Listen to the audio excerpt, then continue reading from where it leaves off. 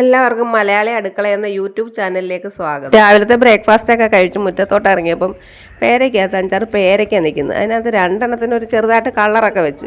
ഇനി എവിടെ നിർത്തിയാൽ അത് കിളികൾ കൊത്തിയോ വവ്വാൽ കൊണ്ടുപോയോ ചെയ്യും. അങ്ങനെ പിന്നെ ആയിപ്പോയി അത് പിച്ചി. ഇതിനകത്ത് കുറച്ച് പേരയ്ക്ക നിപ്പുണ്ട്.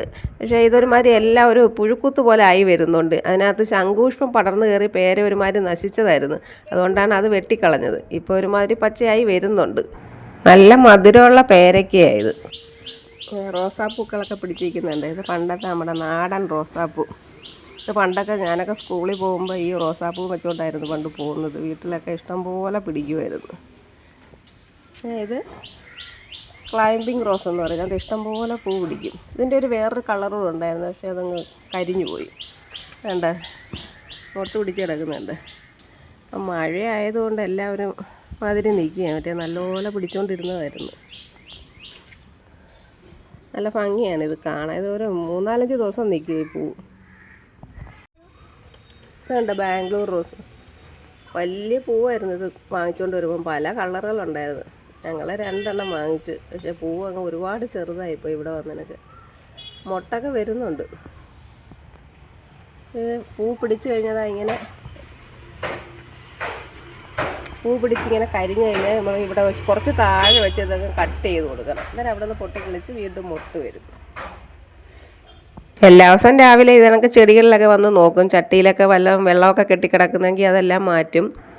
ഇവിടെ വെള്ളമൊന്നും കെട്ടിക്കിടപ്പില്ലായിരുന്നു. ഇപ്പോൾ മഴയായതുകൊണ്ട് പല പല അസുഖങ്ങളൊക്കെ അല്ലേ, ഡെങ്കിപ്പനിയും അതും ഇതൊക്കെ അല്ലേ. ഇനി നമുക്ക് ഉച്ചക്കലത്തേക്കുള്ള ലഞ്ചിനുള്ള പരിപാടി ചെയ്യാം. ഇന്ന് ഉച്ചക്കലത്തേക്ക് കഴിക്കാൻ കഞ്ഞിയും പയറുമാണ്. അതിനായിട്ട് ഞാൻ പയർ നേരത്തെ കുതിർത്തൊന്നും വയ്ക്കത്തില്ല. കുറച്ച് വെള്ളം ഒഴിച്ച് പയർ ഇതിനൊക്കെ ഒരു 5 മിനിറ്റ് ഒന്ന് വേവിച്ച് വെച്ചേക്കും. എന്നിട്ട് അങ്ങ് ഓഫ് ചെയ്തിട്ടേക്കും. അത് കഴിഞ്ഞപ്പോൾ 1/2 മണിക്കൂറായതാണ് പയർ. ഇനി നമ്മൾ കുറച്ച് വെള്ളവും കൂടെ അതിനകത്ത് ചേർത്ത് വേവിക്കും. ഇത് പെട്ടെന്ന് തന്നെ വേവും. കുക്കറിൽ വേവിക്കേണ്ട ആവശ്യമില്ല.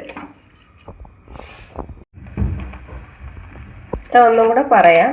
ഈ പയർ നമ്മൾ വേവിക്കുമ്പോൾ പയർ വേവിക്കുമ്പം പയറെടുത്ത് കഴുകി അന്നേരം തന്നെ നമുക്ക് സ്റ്റവിൽ കുറച്ച് വെള്ളം ഒഴിച്ച് കത്തിച്ച് വയ്ക്കാം.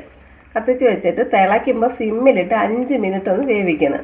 അടച്ച് വെച്ചേക്കണം. എന്നിട്ട് അതങ്ങ് ഓഫ് ചെയ്തിടണം. ഓഫ് ചെയ്തിട്ടതിന് ശേഷം 1/2 മണിക്കൂർ കഴിഞ്ഞിട്ട് വീണപ്പോൾ ഇതൊരു പയർ നല്ല കുതിർന്ന കണക്കാകും.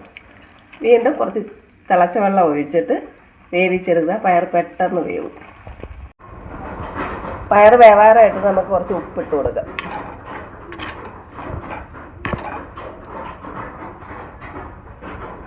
ഇങ്ങനെ ആകുമ്പോൾ കുക്കറി വേവിക്കുന്നതിനെക്കാട്ടിലും നല്ല ടേസ്റ്റ് ആയിരിക്കും പയർ തോരന്.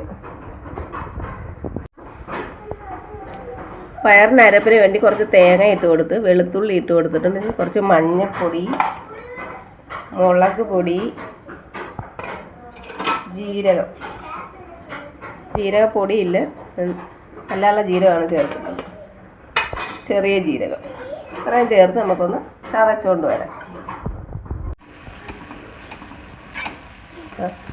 ഒരു 5 മിനിറ്റ് കൊണ്ട് പയർ നല്ലതുപോലെ വെന്തിട്ടുണ്ട്. നല്ല വെന്തുടങ്ങി. ഇനി നമുക്കിതിനകത്ത് അരപ്പ് ചേർക്കാം. കടുക് പൊട്ടിച്ച് അരപ്പ് ചേർത്ത് കൊടുക്കാം. കടുക് വറുക്കാൻ എണ്ണ ഒഴിച്ച് കൊടുക്കുക. വെളിച്ചെണ്ണയാണ് ഒഴിച്ചേക്കുന്നത്. കുറച്ച് കടുക് ഇടാം.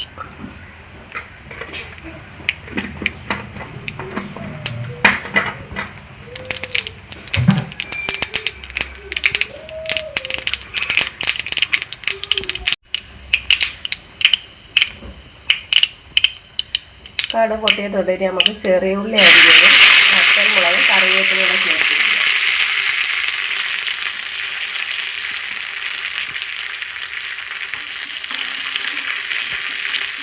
അതിനകത്ത് പയറിനകത്ത് ഡയറക്റ്റ് അങ്ങ് അരപ്പ് ചേർക്കുന്നതിനെക്കാട്ടിൽ ഇങ്ങനെ കടുക് പൊട്ടിച്ച് അതിനകത്ത് അരപ്പൊന്ന് ചെറുതായിട്ട് മൂപ്പിച്ചിട്ട് കൊടുക്കുന്നതാണ് ഏറ്റവും നല്ലത്.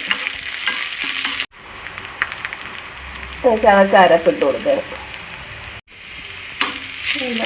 ഒന്ന് ചൂടായാൽ മതി. എണ്ണയായിട്ടൊന്ന് കിടന്ന് ഒന്ന് ചൂടാകുമ്പം തീ ഓഫ് ചെയ്ത് വെന്തിരിക്കുന്ന പയറിലോട്ട് ഇട്ട് കൊടുക്കും.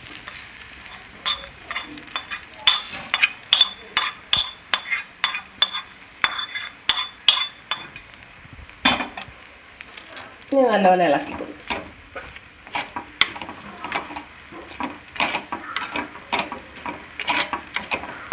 അങ്ങനെ പയർ തോരൻ റെഡിയായി. ഇത് കഞ്ഞിയുടെ കൂടെയും പുട്ടിൻ്റെ കൂടെയൊക്കെ കഴിക്കാൻ നല്ലതാണ്.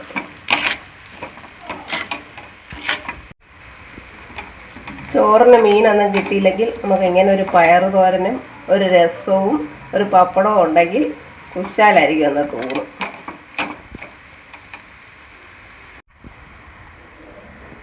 ഇത് ഞാൻ കഞ്ഞിക്കായിട്ട് നല്ലതുപോലെ കുഴച്ചെടുത്തേക്കാണ്. ഇത്രയും കുഴച്ച് വേണ്ടാന്നുണ്ടെങ്കിൽ ഒരു 5 മിനിറ്റ് പോലും വേണ്ട ആവശ്യമില്ല. രണ്ടാമത് വേവിക്കുമ്പോൾ ഒരു 3 മിനിറ്റ് വെന്താൽ മതി. പയർ പെട്ടെന്ന് വെന്ത് കിട്ടും.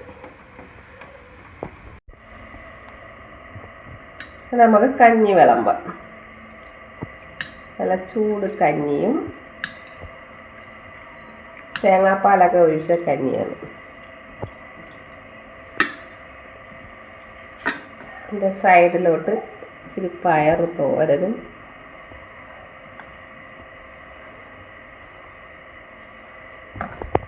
നമ്മുടെ പണ്ടത്തെ ചുട്ട പപ്പടവും കുറച്ച് മാങ്ങാച്ചാർ.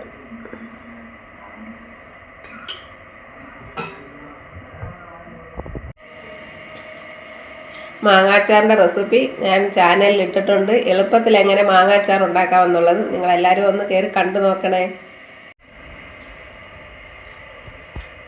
വീഡിയോ ഇഷ്ടപ്പെട്ടാൽ സബ്സ്ക്രൈബ് ചെയ്യുകയും സപ്പോർട്ട് ചെയ്യുകയും ഷെയർ ചെയ്യുകയും ചെയ്യണേ കൂട്ടുകാരെ. നിങ്ങൾക്ക് എന്തെങ്കിലും അഭിപ്രായം ഉണ്ടെങ്കിൽ കമൻറ്റായിട്ട് അയയ്ക്കുക.